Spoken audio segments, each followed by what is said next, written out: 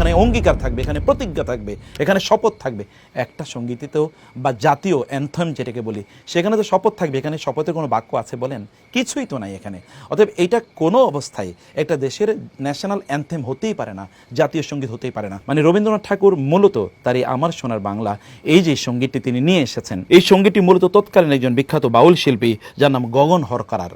গগন হরকারের তার একটা গান আছে, আমি কোথায় পাবো তারে আমার মনের মানুষ জেরে, আমি কোথায় পাবো তারে আমার মনের মানুষ জেরে। এই গানের সুর নকল করে তিনি এই কবিতা রচনা করেছেন এবং গীতটি তিনি তৈরি করেছেন। আমি কোথায় পাবো তারে আমার সোনার বাংলা, আমার মনের মানুষ যে রে, আমি তোমায় ভালোবাসি। আসসালামু আলাইকুম রহমতুল্লাহি ওয়া বারাকাতুহু। বাংলাদেশের জাতীয় সঙ্গীত ন্যাশনাল অ্যান্থেম, এটি নিয়ে নতুন করে বিতর্ক তৈরি হয়েছে। আসলে বিতর্কটি নতুন নয়, অনেক আগে বহুবারই বিতর্ক তৈরি হয়েছিল। অনেকেই এটি নিয়ে তুমুল তর্ক করেছেন এবং তারা তাদের বক্তব্য তুলে ধরেছেন, আলাপ তুলেছেন, ন্যারেটিভ ছিল এখানে।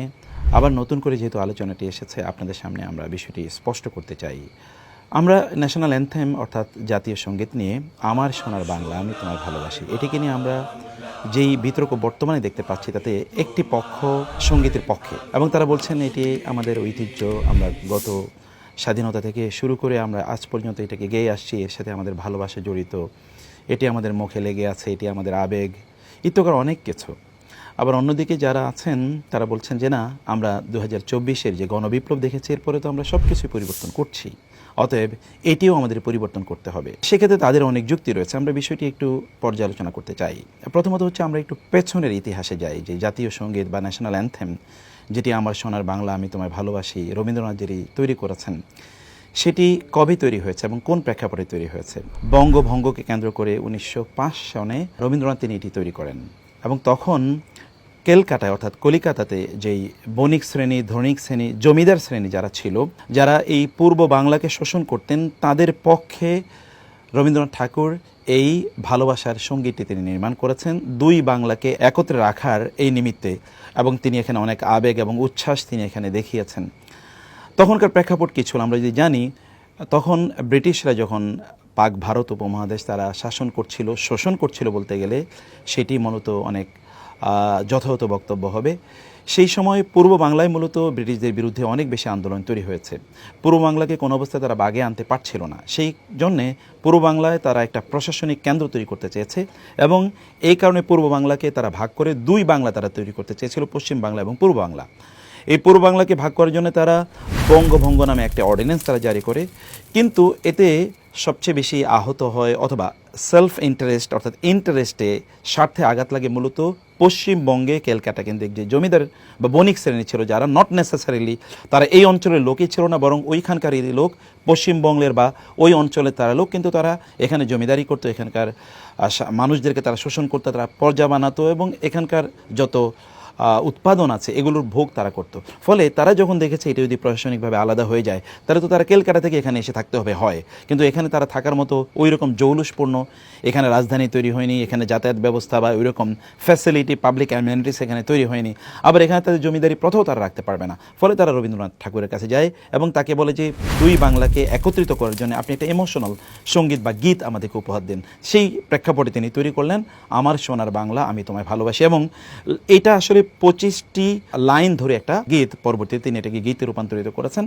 সেই 25টি লাইনের অর্ধেক প্রায় পরবর্তীতে বাংলার বা বাংলাদেশের জাতীয় সঙ্গীত হিসেবে পরবর্তীতে নেওয়া হয়েছে এবং এটা 1972 সনে। এমনকি 1971 সনে যে যুদ্ধ হয়, সেই যুদ্ধেও কিন্তু এটা আমাদের মৌলিক আমাদের লিটারেচার অথবা আমাদের জাতীয় প্রতীক হিসেবে এটা কোথাও প্রতিভাত হয়নি। পরবর্তীতে 1972-এ যখন যৌথ বাহিনী অর্থাৎ বাংলাদেশ, বর্তমান বাংলাদেশ এবং তৎকালীন ভারতের যেই যৌথ বাহিনী যুদ্ধ করেছিল, তাদের মাধ্যমে মূলত চাপিয়ে দেওয়া হয়েছে বাংলাদেশিদের উপর এই সঙ্গীতটি। এবং দেখুন, কারণ এটি তো 1905-এ তৈরি হয়েছে এবং তৎকালীন একটা প্রেক্ষাপটে তৈরি হয়েছে, বরং এই অঞ্চলের মানুষের স্বার্থের বিরুদ্ধে এটি তৈরি হয়েছে। সেই কারণে এটাতে কোনো বাংলা দেশের শব্দটা পর্যন্ত এখানে উল্লেখ নেই। এটি দেশের জাতীয় সঙ্গীত হবে, সেখানে কি সেই দেশের নাম উল্লেখ থাকবে না? আপনি পৃথিবীর অন্যান্য দেশের জাতীয় সঙ্গীতগুলো দেখেন তো, সেখানে কি এই দেশের নাম নাই? অবশ্যই নাম আছে, থাকবে না? আমার দেশের জাতীয় সঙ্গীত, আমার দেশের নাম তো এখানে থাকবে। আবার একটা জাতীয় সঙ্গীতে থাকে কি, যদি আমরা সেই বিষয়টি দেখি তাহলে দেখবো এখানে মৌলিক সবগুলো জিনিস এখানে অনুপস্থিত। মানে এখানে কেবল আছে আমার সোনার বাংলায়, এই গোটা গানটাতে আছে এখানকার প্রকৃতির কথা, এখানকার মাটির কথা, অথবা এখানকার যদি গাছগাছালির কথা, এখানকার পাখালির কথা, ইত্যকার ছাড়ার কোনো কিছুই নেই। এখানকার কাদামাটির কথা আছে, মেঠোপথের কথা আছে, এর বাইরে কোনো বক্তব্য এখানে নাই। কিন্তু একটা ন্যাশনাল অ্যানথেমে, অর্থাৎ একটা জাতীয় সঙ্গীতে কি থাকে আসলে? জাতীয় সঙ্গীতে সেখানে থাকে, সেখানে প্রত্যেকে উজ্জীবিত করতে ইস্যু থাকে, সেখানে ঘুমন্ত জাতিকে সেখানে জাগ্রত করতে হয়। কিন্তু এই সঙ্গীতের দিকে যদি আমরা তাকাই তাহলে দেখবো যে এটা শোনার পর মানুষের ঘুম আসে। তো আমরা কি জাতিকে ঘুমিয়ে রাখতে চাই? আসলে ঘুমিয়ে রাখতে চেয়েছে একদল লোক, চেতনাবাজরা, যারা এখন চেতনার কথা বলেন এবং চেতনার কথা বলে তারা এটাকে কেন এটাকে পরিবর্তন করতে হবে, সবই কি পরিবর্তন করে দিতে হবে কিনা, এই ধোঁয়া যারা তুলছেন তারা কিন্তু চেতনার এই দাবি তুলে আমাদেরকে কোথায় নিয়ে পৌঁছেছেন। আমরা দেখি এই যে গত 50 বছর ধরে চেতনার বাণী আমাদেরকে শুনিয়ে গোটা জাতিকে কত ভাগে বিভক্ত করা হয়েছে, এবং এখানে আরও কত কিছু হয়েছে। যদি আমরা এখানকার তালিকার দিকে তাকাই তাহলে এখানে দেখব পিলখানা হত্যাকাণ্ড হয়েছে, এখানে গুম হয়েছে, খুন হয়েছে, টাকা পাচার হয়েছে, লক্ষ লক্ষ কোটি টাকা পাচার হয়েছে, এখানে আয়নাঘর তৈরি হয়েছে, 7 খুন তৈরি হয়েছে, দুর্নীতি তৈরি হয়েছে, ব্যাংক টাকাতি লুটতরাজ তৈরি হয়েছে, শাপলা চত্বরে মুসলমানদের সেখানে রক্ত গঙ্গা বসিয়ে দেওয়া হয়েছে, মসজিদে ঢুকে মানুষকে হত্যা করা হয়েছে, বাসার ভিতরে সাংবাদিককে হত্যা করা হয়েছে, সকল মন্ত্রণালয়কে দলীয়করণ করা হয়েছে, বর্ডার গার্ড একেবারে উন্মুক্ত করা হয়েছে, সেখানে ভিন দেশের কাছে আমাদের দাসত্ব তৈরি করা হয়েছে, এমন অসংখ্য চুক্তি করা হয়েছে যেগুলো আমাদের গোটা স্বার্থ এবং স্বাধীনতার বিরোধী, আমাদের সার্বভৌমত্বের বিরোধী।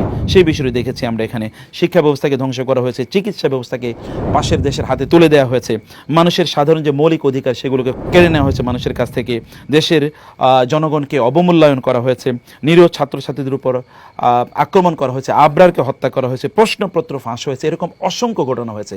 এই চেতনাবাজরা তখন কোথায় ছিল?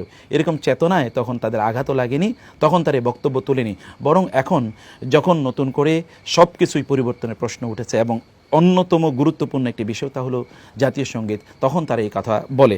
আমরা 2 নম্বর এখানে যে বিষয়টি বলতে চাই তা হলো যে এখানে আমরা তো বলেছি চেতনার সত্যিকার অর্থে যে চেতনার কথা বলছি, চেতনা এখানে একেবারেই নাই। আমাদের স্বাধীনতার বক্তব্য কি এখানে আছে বলেন? এবং আমাদের দেশকে রক্ষা করতে হবে, দেশের সার্বভৌমত্ব রক্ষা করতে হবে, এরকম কোনো কথা আছে? আপনি যদি এমনকি ফ্রান্সের যদি আপনি তাদের জাতীয় সঙ্গীতের দিকে তাকান তাহলে দেখবেন যে বলা হয়েছে যে নাগরিকরা তোমরা সৈনিকের মতো করে প্রস্তুত হও, তোমাদের দেশকে বেনিয়ারা যেন বা অন্যরা যেন দখল করে নিয়ে যেতে না পারে, তোমাদের ইয়েতে যেন, তোমাদের ভূমিতে যেন ওদের রক্ত ঝরে, এরকম বিভিন্ন ধরনের কথাবার্তা বলা হচ্ছে। এমনকি আপনি যদি তুরস্কের জাতীয় সঙ্গীতের দিকে তাকান তাহলে দেখবেন যে সেখানে তারা বলেছে এমন বক্তব্য যে রক্ত টকবক করে ওঠার মতো। এমনকি পার্শ্ববর্তী ভারতের যদি আপনি জাতীয় সঙ্গীতের দিকে তাকান তাহলে দেখবেন যে ঘুমন্ত মানুষ জাগ্রত হয়ে উঠতে হয়, অর্থাৎ তার রক্তকণিকাগুলো তখন প্রবাহিত হতে শুরু করে, তার মধ্যে তখন মানে উজ্জীবন আকাঙ্ক্ষা আসে, মৃত মানুষ জীবিত হয়ে যাবে এরকম পর্যন্ত অবস্থা সেখানে আছে। আর আমাদের ঘুম পাড়ানির গল্পের মতো করে আমাদেরকে জাতীয় সঙ্গীত দেওয়া হয়েছে। তাহলে এটা কি প্রশ্নবিদ্ধ না? এর চেয়ে আরও মৌলিক একটা প্রশ্নের জায়গা আছে যে আলাপটি অবশ্যই তোলা দরকার, তাহলে যে এখানে নৈতিকতার একটা বড় প্রশ্ন আছে। মানে রবীন্দ্রনাথ ঠাকুর মূলত তার এই আমার সোনার বাংলা এই যে সঙ্গীতটি তিনি নিয়ে এসেছেন, সঙ্গীতটি তিনি তৈরি করেছেন, এই সঙ্গীতটি মূলত তৎকালীন একজন বিখ্যাত বাউল শিল্পী যার নাম গগন হরকারার। গগন হরকারের তার একটা গান আছে, আমি কোথায় পাবো তারে আমার মনের মানুষ জেরে, আমি কোথায় পাবো তারে আমার মনের মানুষ জেরে। এই গানের সুর নকল করে তিনি এই কবিতা রচনা করেছেন এবং গীতটি তিনি তৈরি করেছেন। যার সুরকে নকল করা হয়েছে তার প্রতি কি ক্রেডিট দেওয়ার প্রয়োজন নেই? রবীন্দ্রনাথ যদি বিশ্বকবি হন তাইলে এই ক্রেডিট কেন তিনি দেবেন না? আর যেখানে একটা যদি আমি চৌর্যবৃত্তি এটাকে নাও বলি, প্লেগিয়ারিজম যদি নাও বলি, একেবারে একাডেমিক ল্যাঙ্গুয়েজে যদি নাও বলি, তাহলে তো এটা এক ধরনের ডিসঅনেস্টি, একটা ডিসঅনেস্টির উপর ভিত্তি করে যে সঙ্গীতটি তৈরি হয়েছে, যার সুর কোনোদিন ক্রেডিট দেওয়া হয় না তার পক্ষ থেকে যে অমুকের কাছ থেকে আমি নিয়েছি, সেটি কীভাবে একটা দেশের, আমাদের মতো একটা দেশের জাতীয় সঙ্গীত তৈরি হয়? সেখানে তাহলে আমাদের ন্যাশনাল ক্যারেক্টারটা কোথায় গিয়ে দাঁড়ায়? যখন এই সঙ্গীতগুলো, যখন আমাদের ছাত্র যখন এগুলো গায় অথবা আমাদের লোকেরা যখন এগুলো গায়, তখন এটা কোথায় গিয়ে দাঁড়ায়? নিশ্চয়ই এরকম একটি নৈতিকতার প্রশ্ন এখানে আসে, এবং যারা প্রশ্ন তোলেন আমি তাদেরকে বলবো যে নৈতিকতার এই দিকটি আমাদের অবশ্যই দেখা দরকার। এবং এরপরে যে বিষয়টি চতুর্থত যে বিষয়টি বলতে চাই তাহলে যে আমরা যখন 2024-এর গণবিপ্লব দেখেছি, আপনি কোনো বিপ্লবীর অথবা যারা ছাত্র সমন্বয়ক ছিলেন, ছাত্র আন্দোলন যারা করেছেন, সাধারণ মানুষ এবং সৈনিক, কারো মুখে কি এই কবিতা বা এই গানকে শুনেছেন, এই সঙ্গীতকে শুনেছেন যে না, তাকে উজ্জীবিত করা দরকার এই সঙ্গীত শুনে? তার মানে এটা আমাদের ন্যাশনাল ক্যারেক্টারে বা আমাদের ন্যাশনাল যে বিপ্লব, আমাদের যে রিফরমেশন, এখানে কোথাও এটা রিলেটই করে না, কোথাও এটার কোনো রিফ্লেকশনই আমরা দেখতে পাই না। তাহলে সেটা ন্যাশনাল অ্যানথেমের মধ্যে কিভাবে এটা আসে? আমরা বরং বলবো যে এটা আমাদের ন্যাশনাল অ্যানথেমের মধ্যে একেবারেই আসার মতো কোনো অবস্থাই না। এখন বিরোধিতা কারা করছে? আমরা দেখছি সেই যে চেতনাবাজরাই কেবলমাত্র বিরোধিতা করছে। একদিকে যারা একেবারেই এটার পেছনের ইতিহাস জানেন না, অথবা যারা অত্যন্ত আবেগে গা ভাসিয়ে দিয়েছেন, কারণ গত 50 বছর ধরে আমরা এটা গাইছি, অতএব এটাকে কেন পরিবর্তন করতে হবে, এই জাতীয় লোকেরা, অথবা শাহবাগী চেতনা যারা ধারণ করেন তারাই এটাকে তারা বলতে চান। প্রশ্ন হচ্ছে যে জাতীয় সঙ্গীত কি পরিবর্তন করা যায় কিনা? জাতীয় সঙ্গীত কি কোনো পবিত্র ধর্মগ্রন্থ নাকি এটি কোনো গ্রন্থ যে এটাকে ধর্মগ্রন্থ যেটাকে পরিবর্তন করা যাবে, নাকি এটা ঐশী কোনো বাণী যেটাকে পরিবর্তন করা যাবে না? পৃথিবী থেকে নজির নাই জাতীয় সঙ্গীত পরিবর্তনের। আপনি যদি অস্ট্রিয়ার কথা বলেন, অস্ট্রেলিয়ার কথা বলেন, কানাডার কথা বলেন, এমনকি শ্রীলঙ্কার কথা বলেন, নেপালের কথা বলেন, সদ্য এমনকি আমরা যদি এই যে ধরুন ইরাকের কথা বলি, এরা তো তাদের ন্যাশনাল অ্যানথেমকে, তাদের জাতীয় সঙ্গীতকে পরিবর্তন করেছে। এরকম পরিবর্তনের কথা বলেছে, তো পরিবর্তন বহু জায়গায় হয়। আমাদের এই দেশেও কি জাতীয় সঙ্গীত পরিবর্তনের কোনো কথা হয়নি? আপনারা যদি ইতিহাস দেখেন তাহলে দেখবেন যে 1975-এ খন্দকার মোশতাক আহমদ তিনি এই জাতীয় সঙ্গীতকে পরিবর্তন করার জন্য ঢাকা বিশ্ববিদ্যালয়ের বাংলা বিভাগের প্রফেসর ডক্টর দীন মোহাম্মদ স্যারকে দায়িত্ব দিয়ে একটা কমিটি গঠন করেছেন যে এটাকে পরিবর্তন করা দরকার। তিনি এটা নিয়ে বিস্তরে তিনি আলোচনা করেছেন এবং আলোচনা করার পর তিনি বললেন যে না, এটা আমাদের সংস্কৃতির সাথে, আমাদের সাংস্কৃতিক ঐতিহ্যের সাথে এটা কোনো অবস্থায় যায় না। এই কারণে তিনি বলেছেন যে না, এর পরিবর্তে আমাদেরকে নতুন সঙ্গীত দিতে হবে। এবং তখন তিনি দুটো প্রস্তাব করেছেন। একটা হচ্ছে কবি নজরুলের চল চল চল ঊর্ধ্ব গগনে বাজে মাদল, এটি তিনি বলেছেন, অথবা ওই যে কবি ফররুখের পাঞ্জেরি, সেই বিখ্যাত কবিদের, তিনি বলেছেন এই দুটোর যে কোনো একটা আমাদের সাথে যায়, আমাদের ঐতিহ্যের সাথে যায়, আমাদের মূল্যবোধের সাথে যায়, আমাদের ইতিহাসের সাথে যায় এবং আমাদের সংস্কৃতির সাথে যায়। তাছাড়া আমাদের যে স্বাধীনতার যুদ্ধ যেটি হয়েছে তারও যে স্পিরিট রয়েছে, সেই স্পিরিটের সাথে যায়। আমাদের লোকজনকে যদি আমরা উজ্জীবিত করতে চাই, শত্রুদের বিরুদ্ধে যদি তাদেরকে অস্ত্র হাতে যদি তাদেরকে দাঁড়াতে হয়, তাহলে যেই প্রেরণা তাদেরকে দেওয়া দরকার, সেই প্রেরণা বা স্পিরিচুয়াল আধ্যাত্মিক চেতনা কিন্তু এর মধ্যে আছে। তেনারা এই কথা বলেছেন। এরপর এটা কিন্তু আর সামনে আগায় না, কারণ খন্দকার মোশতাকের এরপরে আবার এরপর কাউন্টার কু হয়েছে, আপনি জানেন।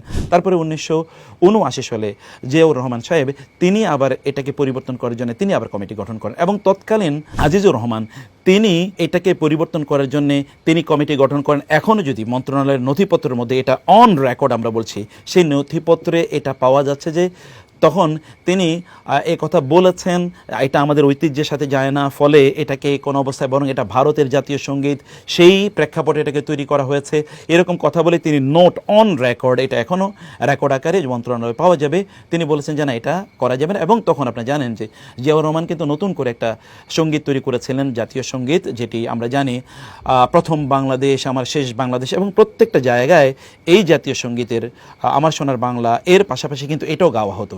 কিন্তু আনফর্চুনেটলি যখন 1981-তে জিয়াউর রহমান সাহেব যখন একটা কুয়ের মাধ্যমে তিনি যখন নিহত হন, এরপরে এই ইস্যুটি আবার ধামাচাপা পড়ে যায়। আবার এটা নতুন করে তৈরি হয় 1991 সনে, যখন আবার নতুন করে সরকার আসে, তখন এটা আবার নতুন করে আলাপ আলোচনা আসে। বিশেষ করে যখন জোট সরকার আসে 2001-এ, তখন এখানে মতিউর রহমান নিজামী সাহেব এবং অন্যান্যরা তারা মিলে আবার এখানে এই আলোচনাটা তোলেন। তারা এটা তৎকালীন প্রধানমন্ত্রীর কাছে তারা পাঠান যে এটাকে পরিবর্তন করতে হবে, কারণ আমাদের স্পিরিটের সাথে যায় না। এবং এটা নিয়ে বিস্তর আলাপ আলোচনা হয়, সেটা নিয়ে বিভিন্ন মন্ত্রণালয়ে এটা পাঠানো হয়। সর্বশেষ সিদ্ধান্ত যখন নেবে তখনই আবার অন্যান্য প্রায়োরিটি তাদের কাছে চলে আসে, তারা ওই বিষয়টি সম্পাদন করতে পারেনি। তার মানে আমরা বলছি যে নতুন কোনো আলাপ নয়, এটা অনেক পুরান আলাপ, বহুবার এই আলাপ তুলেছে।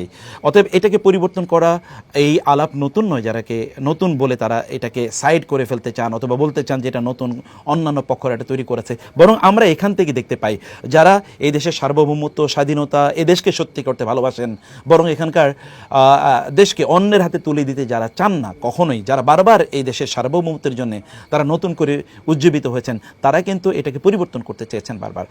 আবার আমরা দেখি একটি দেশের সংবিধান পরিবর্তনের জন্য সর্বোচ্চ মানে অঙ্গন থেকে পর্যন্ত আলাপ উঠছে এবং প্রত্যেকে কথা বলছেন যে আমাদের দেশের এই সংবিধানটি মূলত এটা একটা স্বৈরতন্ত্রের রক্ষা কবচ। এবং আমি আমাদের এই যে জাতীয় সঙ্গীতের কথা বলবো, এটাও বারবার স্বৈরাচারদের বা স্বৈরতন্ত্রের রক্ষা কবচ হিসেবে এটা কাজ করেছে, বরং স্বৈরতন্ত্র জীবিত রাখার জন্য বারবার এটাকে সামনে নিয়ে আসা হয়েছে। তো ফলে সংবিধানে যেখানে পরিবর্তনের প্রশ্ন আসে বা আলোচনা হচ্ছে এবং সংবিধান পরিবর্তন হবেও, সেখানে জাতীয় সঙ্গীত পরিবর্তন হতেই পারে, এটা তো কোনো বিষয়ই না। অবশ্যই এটা হওয়ার দাবি রাখে এবং আমরা বলবো যে এটি অবশ্যই এটি হতে হবে। আমাদের এই জাতীয় সঙ্গীত নিয়ে এতটুকু কথা বলার পর আমরা যদি এবার শরিয়ার দৃষ্টিভঙ্গিটা একটু রাখি, তাহলে আমরা বলি যে দেখুন তো, এই জাতীয় সঙ্গীত আমাদের দেশের মাদ্রাসায় যারা পড়ে, এখানে লক্ষ লক্ষ ছাত্র মাদ্রাসায় পড়ে, তারা কি এই জাতীয় সঙ্গীত গ্রহণ করেছে? তারা গ্রহণ করেনি। তারা কেন গ্রহণ করেনি? একদিকে তাদের বক্তব্য অনুসারে মধ্যে শিরক আছে, আমি সেই শিরকি আলোচনা এখানে যাচ্ছি না, কিন্তু আমি এখানে আবেগের একটা কথা বলি। একটা সঙ্গীতে যখন থাকে, যখন ওমা তোর বদনখানি মলিন হলে আমি নয়ন জলে ভাসি, এটা কি নয়ন জলে ভাসার জিনিস? একটা রাষ্ট্রের যারা রক্ষা কবচ হবে, রাষ্ট্রের যারা শক্তিশালী বাহিনী হবে, অথবা রাষ্ট্রকে যারা নেতৃত্ব প্রদান করবে, রাষ্ট্রকে যারা ইন্টেলেকচুয়ালি, ফাইন্যান্সিয়ালি অথবা ধরুন বুদ্ধিবৃত্তিকভাবে, সাংস্কৃতিকভাবে নেতৃত্ব প্রদান করবে, তারা কি নয়ন জলে ভাসার কথা? তারা কি কাঁদবে বসে বসে, নাকি তারা গর্জে উঠবে? এটা তো গর্জে ওঠার আলোচনা, এখানে কাঁদার আলোচনা, ননসেন্সিক্যাল একটা ডিসকাশন। এটা আমাদের মতে এটা একটা সর্বত্র একটা দেশাত্মবোধক গান হতে পারে। দেশাত্মবোধক গান হিসেবে থাকুক, সমস্যা কি, আরও বহু দেশাত্মবোধক গান হতে পারে। সেই কারণে আমাদের এখানকার যারা মাদ্রাসার ছাত্র বা যারা রিলিজিয়াসলি তারা দিনকে প্রচণ্ডভাবে ভালোবাসেন, তারা দেখেছেন এর মধ্যে একদিকে আসে শিরকের গন্ধ আছে তাদের ভাষায়, কারণ এখানে মায়ের চরণ ধুলা ইত্যাদি বলতে তারা মনে করেছেন এটাকে কালীকে বলা হচ্ছে, সেটা তাদের ডিসকোর্স, আমি সে আলোচনাটাতে যদি নাও যাই। কিন্তু আমি এখানে যেটা বলতে চাই যে তারা এটাকে গ্রহণ করতে পারেনি, দুই কারণে গ্রহণ করতে পারেনি। এক কারণ তো শিরকের কথা বলছি, দ্বিতীয় কারণ কিন্তু এখানে আমাদের উপর চাপিয়ে দেওয়া হয়েছে। কারণ আমাদের যে ঐতিহ্য, মাদ্রাসা ছাত্রদের তাদের যে ঐতিহ্য, অথবা আমরা স্বাধীনতার মাধ্যমে যে একটা ঐক্যবদ্ধ জাতিগোষ্ঠী আমরা দেখতে চেয়েছি, তার কি আলোচনা এখানে আছে? তার আলোচনা এখানে নাই। বৈষম্য বিরোধী ছাত্র আন্দোলন যখন হলো, বৈষম্য বিরোধী আন্দোলনের পর এটা রেলেভেন্ট হয় কীভাবে? এটা তো ডিসকাশনে আসেই না, বরং এটাকে আমাদেরকে অবশ্যই পরিবর্তন করার ইস্যু অবশ্যই আছে। আমাদের এমন একটা জিনিস থাকা দরকার, এটা আমাদেরকে উজ্জীবিত করবে, আমাদেরকে দেশ রক্ষা করার জন্য, প্রয়োজন আমাদের জীবনকে দেওয়ার জন্যে উদ্বুদ্ধ করতে হবে। ছাত্র যখন পড়বে তখন তারা এখান থেকে অনুপ্রেরণা পাবে, এখানে অঙ্গীকার থাকবে, এখানে প্রতিজ্ঞা থাকবে, এখানে শপথ থাকবে। একটা সঙ্গীতেও বা জাতীয় অ্যান্থেম যেটাকে বলি, সেখানে তো শপথ থাকবে, এখানে শপথের কোনো বাক্য আছে বলেন? কিছুই তো নাই এখানে। অতএব এইটা কোনো অবস্থায় একটা দেশের ন্যাশনাল অ্যান্থেম হতেই পারে না, জাতীয় সঙ্গীত হতেই পারে না। আর আমাদের যদি ধর্মীয় দৃষ্টিভঙ্গি থেকে বলি, তাহলে বলবো এটা তো হওয়ার কোনো প্রশ্নই আসে না। আমরা দাবি তুলবো এটাকে পরিবর্তন করতে হবে, কমিটি গঠন করা হোক হাই প্রোফাইলের, যারা দেখবেন যে আমাদের এখানকার জাতিসত্তা, আমাদের ঐতিহ্য, আমাদের যতগুলো যুদ্ধ হয়েছে, একেবারে সর্বশেষ 2024-এর যুদ্ধ পর্যন্ত, এই যুদ্ধের যে স্পিরিট আছে, এই সব কিছু যেন এখানে ধারণ করে। এখানকার অধিকাংশ মানুষের তাদের কৃষ্টি কালচার যেন এখানে তৈরি হয়। আমাদের ছাত্র জনতা যখন এটা পড়বে, অথবা আমাদের সৈনিকরা, সেনাবাহিনী, আমাদের পুলিশ, আমাদের বিডিআর, এরা যখন পড়বে, অথবা যদি আমাদের মানে সাপোর্টিভ যে সকল অক্সিলারি বাহিনীগুলো আছে, এরা যখন পড়ে, এমনকি মাদ্রাসা ছাত্ররা তারা পড়তে কোনোদিন কুণ্ঠাবোধ করবে না। এমনকি আমরা আমাদের মসজিদের মেম্বার থেকে বলতে পারবো যে এই বক্তব্য এরকম হওয়া দরকার। সেই জিনিস এখানে অবশ্যই আসা দরকার, এমনভাবে একটা জিনিস তৈরি হওয়া দরকার। আমাদের জাতীয় সঙ্গীত কেন অন্য দেশের কারো কাছ থেকে আমাদের ধার করতে হবে? তার ঐতিহ্য কি জানা নাই? এই ঢাকা বিশ্ববিদ্যালয় যেখান থেকে বৈষম্য বিরোধী আন্দোলন হয়েছে, এই বিশ্ববিদ্যালয়ের প্রতিষ্ঠার বিরোধিতা কি তিনি করেন না? এটিকে অন রেকর্ড না? এটা কি কেউ অস্বীকার করতে পারবে? তিনি কি বলেন নাই এখানকার চাষা ভূষাদের জন্য কেন বিশ্ববিদ্যালয় তৈরি করতে হবে? এখানকার স্বার্থের বিরুদ্ধে যিনি কাজ করেছেন, তিনি থাকেন অন্য দেশে, আবার এখানে তার জমিদারি আছে। আমরা তাকে বিভিন্ন আমরা তো লিটারেচার পড়ি, বিভিন্ন কবি বা সাহিত্যিকের লেখা আমরা পড়ি, আমরাও তার সাহিত্য পড়বো, এবং আমি পার্সোনালি নিজেও পড়ি। আমার সেখানে বহু গ্রন্থ আছে, তার অধিকাংশ গ্রন্থ আমার পড়া। তো সেটা একটা ভিন্ন জিনিস, কিন্তু সেটাকে কেন জাতীয় সঙ্গীত বানাতে হবে, যেটা আমাদের জাতিসত্তার চরিত্রকে ইঙ্গিত করবে, আমাদের চরিত্রকে নির্মাণ করবে, অথবা আমাদের জাতিসত্তার উন্মেষ ঘটাবে, আমাদের গোটা অস্তিত্ব যেটা আছে, আমাদের যে স্বকীয়তা আছে সেটার বহিঃপ্রকাশ ঘটাবে, এমন সঙ্গীতও বা এমন জাতীয় সঙ্গীতই তো আমাদের আসা দরকার। এর বাইরে কোনো কিছুই আমরা অবশ্যই গ্রহণ করব না, বা আমরা অবশ্যই এটা নেব না। আলাপটা তুলে রাখলাম, যদি আপনাদের প্রয়োজন হয় তাহলে আপনারাও অবশ্যই এই আলাপ অবশ্যই সামনে নিয়ে আসবেন, এবং সমস্যারে আমরা বলতে চাই এই সঙ্গীতের পরিবর্তন চাই, অবশ্যই চাই। আল্লাহ সুবহানাহু ওয়া তাআলা আমাদেরকে সত্যিকারের অর্থে স্বাধীন বাংলাদেশ বিনির্মাণ করার তৌফিক দান করুন। আল্লাহুম্মা আমিন। ওয়াসসালামু আলাইকুম ওয়া রাহমাতুল্লাহি ওয়া বারাকাতুহু।